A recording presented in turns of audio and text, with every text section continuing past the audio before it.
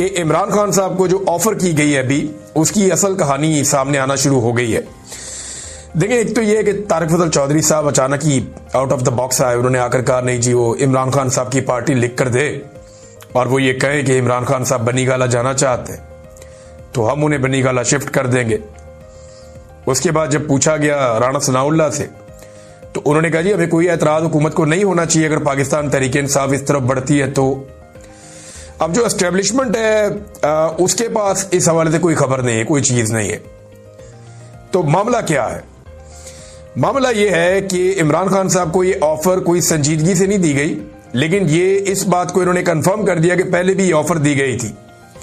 और अब एस्टेब्लिशमेंट के साथ होने वाले मुज़ाकरात की एक कहानी शेर अफजल मरवत साहब ने भी सुनाई है। मैं ये सारी चीजें आपके सामने रखता हूं, लेकिन अभी ये ऑफर क्यों है ये जरा समझ लें।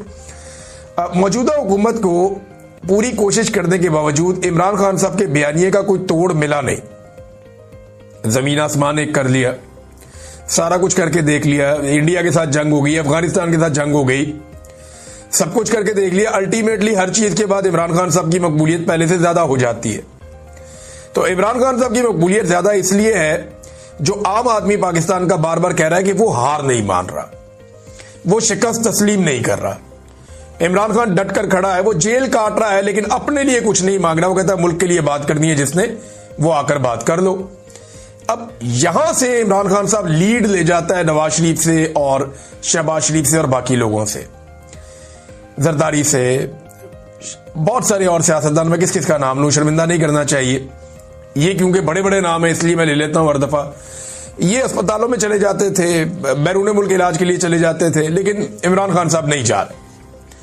अब यहां मामला फंसा हुआ है। तो इन्हें कोई कागज चाहिए ऐसा जिसको ये लाकर दिखाएं, देखें जी इमरान खान तो कहता है मुझे बनी गाला जाने दो, ये देखें जी उसकी पार्टी उसके बगैर तो सांस नहीं लेती, उसकी मर्जी के बगैर। ये कैसे इमरान खान के लिए रिलीफ मांग रहे हैं? फिर दें या ना दें, इमरान खान को गंदा करने का एक मौका इनको मिलेगा। और देखें इमरान खान को जब बनी गाला जाना होगा ना तो वो फिर हुकूमत से बात नहीं करेगा, वो इमरान खान को जो लोग ऑफर करते हैं वो उन्हीं से बात करेगा। और ये ऑफरें पहले हो चुकी हैं। शेर अफजल मरवत साहब ने एक कहानी सुनाई और इसके बारे में डॉक्टर शहबाज गिल साहब ने भी इसका एक जवाब दिया। पहले आप ये सुन लें कि शेर अफजल मरवत साहब की जो कहानी जो उन्होंने एक टीवी चैनल पे आसमा शिराजी साहबा को सुनाई वो क्या है।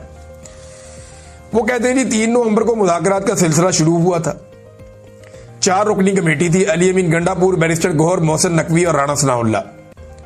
ये 2 पॉलिटिकल लोग इधर के थे, 2 पॉलिटिकल लोग उधर के थे। बाद में एक मौका पर मैं भी शामिल हो गया। अच्छा, खुद को भी बीच में रख लिया शेर अफजल मरवत साहब ने।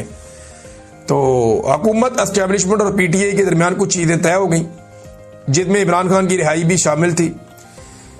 वजीर दाखिला ने अपना जहाज बैरिस्टर गौहर और बैरिस्टर सैफ को दिया और वो अटक गए ताकि मामला आगे बताए जा सके। 25 नवंबर को बैरिस्टर गौहर को जेल भेजा गया जहां इमरान खान ने वीडियो रिकॉर्ड करवाना थी। वीडियो में इमरान खान ने यह कहना था कि वर्कर मेरी रिहाई होने तक संजानी पर ठहर जाएं। सब सेटल था, यहां तक कि इमरान खान से डिस्कशन हुई कि वीडियो जेल की सुलाखों के बाहर से बनाई जाए या फिर उनके अंदर से, जेल के अंदर से बनाई जाए। ये कह रहे हैं शेर अफजल मरवत।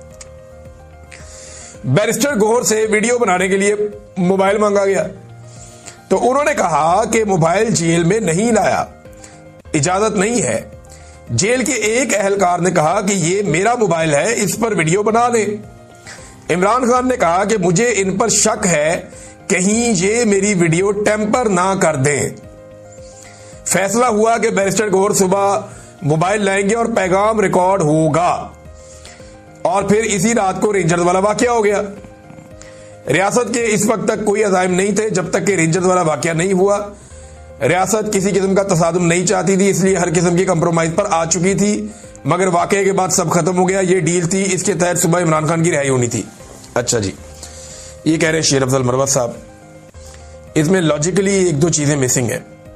एक तो रेंजर्स वाला वाकया सारी दुनिया जानती है और पाकिस्तान की एस्टेब्लिशमेंट उसी वक्त से ये जानती थी कि वो वाकया पाकिस्तान तहरीक इंसाफ ने नहीं किया।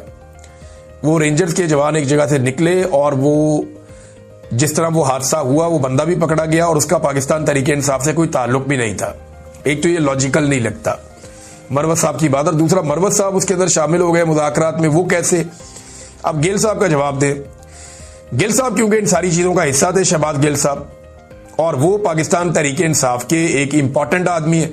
इमरान खान साहब के साथ रहे वो इतने साल तक, और इमरान खान साहब ने उन पे इतना एतबार किया कि बहुत सारे लोगों पे नहीं किया जब वो इक्तदार में थे। तो शहबाज गिल साहब जो है वो जितना जानते हैं चीजों को कम लोग जानते हैं, और इनसाइड भी वो बहुत ज्यादा जानते हैं, और आजकल उनकी जरूरत भी है क्योंकि वो एक वीलॉग करते हैं और उस वीलॉग के जरिए से वो अपनी आवाज उठाते हैं या अपनी पार्टी की आवाज उठाते हैं, तो उनको ज्यादा इंफॉर्मेशन भी चाहिए होती है। अब वो ये कह रहे हैं कि झूठ बोल रहा है टाउट, ये सब चौधरी और कंपनी का धोखा था, और ये इसमें एक टाउट का काम सरंजाम दे रहा था। खान ने आगे से लित्तर उतार लिया था, जिसके बाद ये जेल के दरवाजे से वापस भाग गया था, अंदर जाने की जरूरत नहीं हुई थी। जिस एक नशिस्त की बात कर रहा है ये तो अंदर नहीं गया था। अच्छा, उस एक जो बातचीत हुई थी उसमें तो ये गया ही नहीं था। ये अब बता रहे हैं कि ये शेर अफजल मरवत का कोई ताल्लुक नहीं, और वो कहते हैं झूठ बोल रहा है, इमरान खान ने ऐसा कोई मुआहदा तस्लीम नहीं किया था।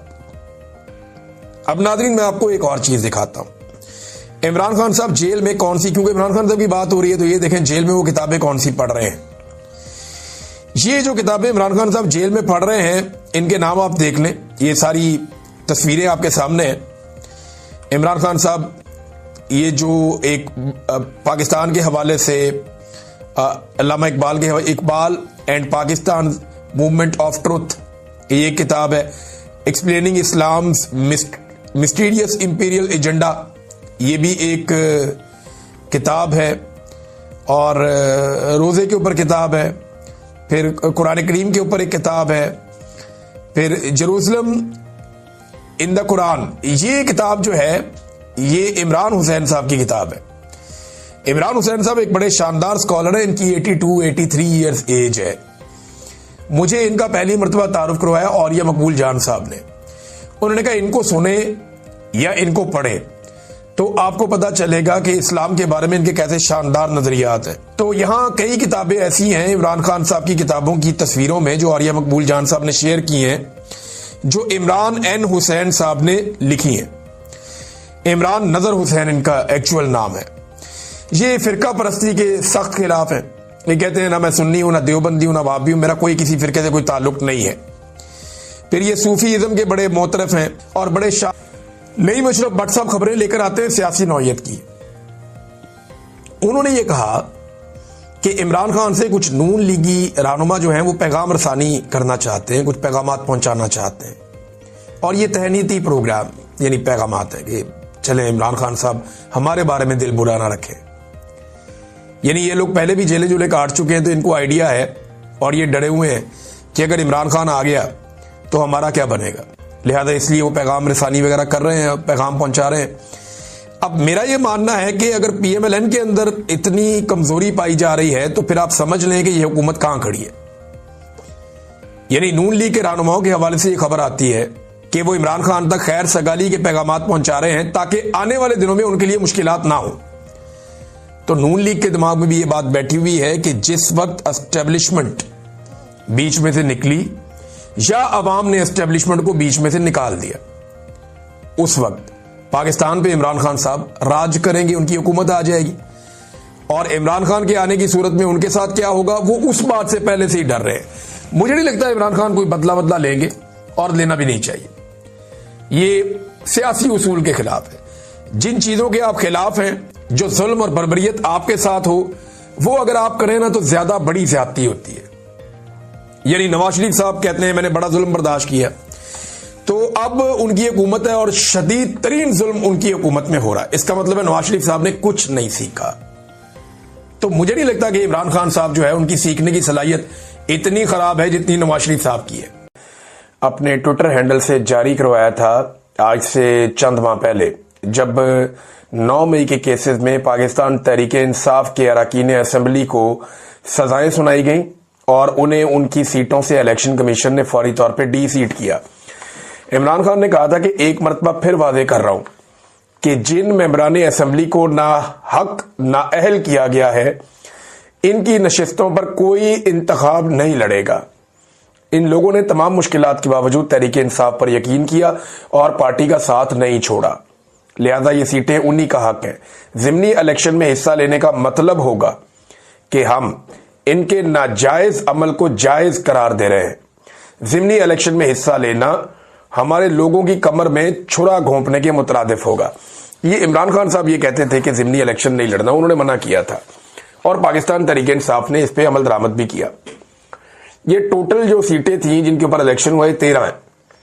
इनमें से एक सीट ऐसी है जहां पे पाकिस्तान तहरीक इंसाफ का MNA इंतकाल कर गया, मियां अजहर साहब, और उनकी जगह पे इलेक्शन होना था। वहां अगर पाकिस्तान तहरीक इंसाफ ने इलेक्शन लड़ा लाहौर की सीट पे तो वो एक जायज कदम था, लेकिन वहां पे भी बाइकआउट किया जा सकता था, ये जानते हुए कि ये एस्टेब्लिशमेंट और निजाम किसी सूरत भी मौजूदा हालात में लेवल प्लेइंग फील्ड नहीं देगा, यह जायज इलेक्शन नहीं होने देगा।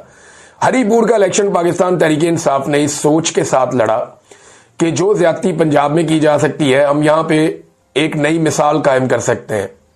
एक जनाब सियासी माहौल बना देंगे, हम बताएंगे देखें हमने यहां पे जलसे भी होने दिए, जुलूस भी होने दिए, और ये तो सीट हम बड़े आराम से जीत भी जाएंगे। तो पाकिस्तान तहरीक इंसाफ से एक बड़ी फाश गलती हुई है, ये बड़ी गलती है। अगर तो पाकिस्तान तहरीक इंसाफ ने इस इलेक्शन को लड़ना था हरीपुर वाले को, तो फिर तहरीक इंसाफ को हर हाल में ये इलेक्शन जीतना भी था। सबसे बड़ी पॉलिटिकल पार्टी अगर पहले ही दिन कहती जनाब हम इलेक्शन तस्लीम ही नहीं करते, ये तो आपने पूरे पाकिस्तान में एक सूबे में भी हमें हुकूमत नहीं बनाने दी, तो सिचुएशन थोड़ी डिफिकल्ट हो जाती। उन मुश्किलात से बचने के लिए उस वक्त खैबर पख्तूनख्वा में ये किया गया, और आज जब खैबर पख्तूनख्वा में पाकिस्तान तहरीक इंसाफ की हुकूमत भी है, उनका बयानिया भी है, और उनका एक मकबूल आदमी है जिसको सीट से उतारा गया, विक्टिम का कार्ड भी है, इमरान खान साहब जेल में भी है, और सारा कुछ होने के बावजूद जिस तरह हरीपुर का इलेक्शन हरवाया गया, ये तो जब मर्जी किया जा सकता है। इससे एक बात पाकिस्तान तहरीक इंसाफ को पता चल जानी चाहिए कि इस निजाम के अंदर मौजूदा सेटअप में पाकिस्तान तहरीक इंसाफ के लिए अब कोई रास्ता मौजूद नहीं है कि वो सिस्टम के अंदर रहकर इंसाफ हासिल करने की कोशिश करे। ये नहीं हो सकता। अब ये अपने आप को धोखा देने वाली बात है, और इसी निजाम के अंदर पाकिस्तान तहरीक इंसाफ अपने लिए इंसाफ हासिल कर लेगी और अपने लीडर के लिए भी इंसाफ हासिल कर लेगी। तहरीक इंसाफ को इस निजाम को बाहर से धक्का देना पड़ेगा। इमरान खान साहब बड़े लंबे अरसे से एक बात कहते चले आ रहे हैं, और हर मौके के बाद वो बात सच साबित हो जाती है। पता चल जाता है कि इमरान खान ने ठीक बात की है कि फैसला सड़कों पे होगा, सिस्टम के अंदर फैसला नहीं हो सकता। ये बात अब वाज़ेह होती जा रही है। नाज़रीन, नून लीग जो है, अब उनकी जगह कोई भी होता वो यही कहता कि हम इलेक्शन जीत गए हैं, हमारा तोती बोल रहा है, इमरान खान की मकबूलियत कम हो रही है और हमारी मकबूलियत बहुत ज्यादा बढ़ रही है। नवाज शरीफ साहब की जो खिदमत की सियासत है वो ये कहेंगे कि वो जीत रही है, और ये उन्हें कहना चाहिए। एक पॉलिटिकल पार्टी यही करती है। अगर आप धांधली करके भी जीते हैं, मुंह काला कर ही लिया है, तो फिर आपको ये तो कहना पड़ेगा कि जनाब इलेक्शन हम जीते हैं। और वो यही कह रहे हैं कि पाकिस्तान तहरीक इंसाफ की पॉलिसी से लोग खुश नहीं है जनाब, इसलिए जो है वो PMLN इलेक्शन जीत रही है। अब वो ये कह रहे हैं, जबकि पाकिस्तान तहरीक इंसाफ जो है वो ये बताती रहेगी टर्नआउट बहुत कम था, लोग निकले ही नहीं। तो उन 11 हलकों में जहां पे पाकिस्तान तहरीक इंसाफ ने बाइकआउट किया। देखिए, इसमें ना एक मैं जर्नलिस्ट है उनकी पोस्ट पढ़ रहा था, वो ये कहते हैं कि उनको हैरत हुई कि सारा दिन पोलिंग स्टेशन पे कोई आया ही नहीं और शाम को इतने सारे वोट कैसे निकल गए। वो जगह जगह बार बार ये बात बता रहे हैं कि बड़ी अजीबोगरीब किस्म की इलेक्शन की सूरत हाल थी, और 67,000 वोट पड़ गए वहां मियां वाली में। वो कहते हैं जी ये तो जीत तो इन्होंने जाना ही था क्योंकि अकेले ही भाग रहे थे मैदान में, लेकिन इतना वोट किधर से आ गया, हमने तो सारा दिन वोट पड़ता हुआ देखा ही नहीं। और एक आधी जगह पे वो कहते हैं जहां पे गिनती हो रही थी, मैं वहां खड़ा हुआ था, वहां से तो औरतों वाले डब्बे में से 5 वोट टोटल निकले, दूसरे डब्बों में को 150 वोट निकले, 150 करके कोई वोट थे। तो ये इतने थोड़े से वोट जहां पे निकलते हैं वहां पे हजारों की लीड कैसे बन जाती है, ये एक बड़ा सवाल है। इसका जवाब आज किसी के पास नहीं है, क्योंकि सिस्टम ने यह फैसला कर लिया कि जो मर्जी हो जाए उन्हें फर्क ही नहीं पड़ता। आप फॉर्म 45 ले आए, कोई असली कागज ले आए, आप कोई वीडियो ले आए, आप कोई सबूत ले आए, आप साबित कर दें, फर्क ही नहीं पड़ता। ना इलेक्शन कमीशन को फर्क पड़ता है, ना पाकिस्तान की हुकूमत को फर्क पड़ता है, ना जो शख्स जिसको जितवाया गया जबरदस्ती उसे भी फर्क नहीं पड़ता। तो पाकिस्तान तहरीक इंसाफ ने गलती की, या तो इनको हर हाल में हरीपुर का इलेक्शन जीतना चाहिए था, और अगर ये हरीपुर का इलेक्शन नहीं जीते तो फिर इनको इमरान खान साहब की बात माननी चाहिए थी। क्योंकि देखिए, बाइकआउट का असर काफी हद तक कमजोर हुआ। हरिपुर में बाइकॉट साथ में करते तो इनका उसूल रहता कि जी जहां जहां 9 मई वाले बंदे को फारिग किया गया और जबरदस्ती बंदों को बाहर निकाला गया, हमसे सीटें छीनी गई, वहां हम इलेक्शन ही नहीं लड़े। या तो इस उसूल के साथ खड़े हो जाते और इस उसूल के तहत जो है वो कहते जी हमारा पूरा ही बाइकआउट है, तो या फिर सारी तरफ इलेक्शन लड़ते, हर तरफ जोर लगाते।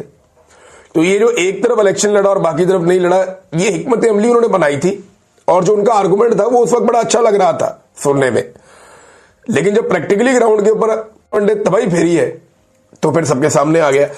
अब नादरीन, पाकिस्तान तहरीक इंसाफ से गलती हुई, लेकिन इस गलती ने एक सबक दिया कि इस सिस्टम के अंदर उनके लिए किसी किस्म की कोई गुंजाइश नहीं है। अब पाकिस्तानियों को यह सोचना पड़ेगा कि क्या यह सारा मसला इमरान खान का है।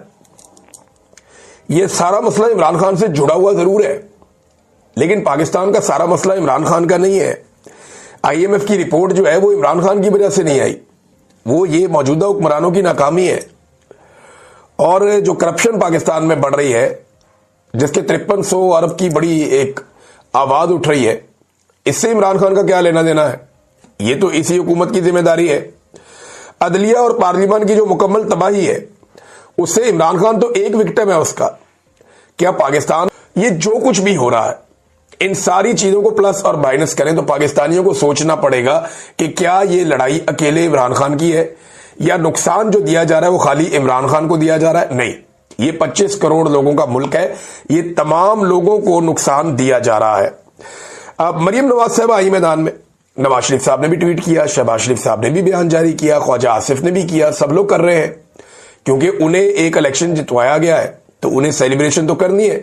तो मरियम नवाज साहबा ने आके उस पर एक ब्रीफिंग की, उन्होंने कहा जी अब तो फैज हमीद नहीं है जो इमरान खान को इलेक्शन जितवाए, और ना अब वो वाले जज हैं जो इमरान खान को इलेक्शन जितवाते थे। तो मैं जरा रिकॉर्ड सीधा कर दूं कि जब फैज हमीद था ना, तब सारे ज़िमनी इलेक्शन नून लीग जीत रही थी, अगर किसी को याद हो, क्योंकि उस वक्त ये वोट को इज्जत दो का बयानिया बना रहे थे और वोट को इज्जत दो का बयानिया पाकिस्तान में बिक रहा था। लोग निकल निकल कर वोट को इज्जत दे रहे थे और PMLN इलेक्शन जीत रही थी जब फैज हमीद था। याद आया आपको? और जब वो जजेस, जिनको ये ईमानदार या इमरानदार जजेस कहते थे, जब वो जजेस थे तब भी नून लीग इलेक्शन जीत रही थी।